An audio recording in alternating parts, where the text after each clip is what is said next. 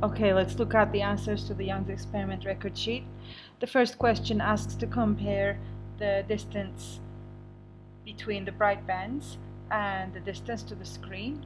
And if you increase the distance to the screen, the distance between the bright bands increase and vice versa, so they're directly proportional. You can see as I move the screen away, the bands get further away and vice versa.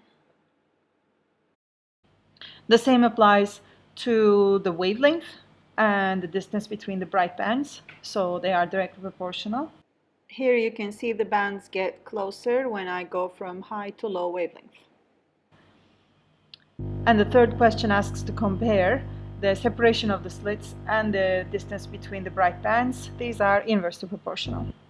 Here you can see as I increase the slit width, the bands get closer. Now the calculation, the measurements from the screen, the slit separation values can be read from the screen, and the distance to the screen can also be read from the screen. But the band separation is tricky because it requires to use a scale of the given scale on the screen, and making on-screen measurements is never accurate. So no matter how many times I tried, I didn't really get the correct answer as the simulation wanted. But these are the readings I made, and as long as you are within these values, you should be fine.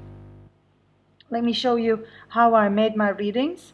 I tried to adjust the center of the first max and the center of the first max on the other side coincide with this 1 centimeter mark on the screen, and then I took that as 0.01 meters as the band separation, and I had to adjust these to make that happen. And then when I was satisfied, I read that number, but obviously the simulation doesn't think so, but that's okay. Thank you.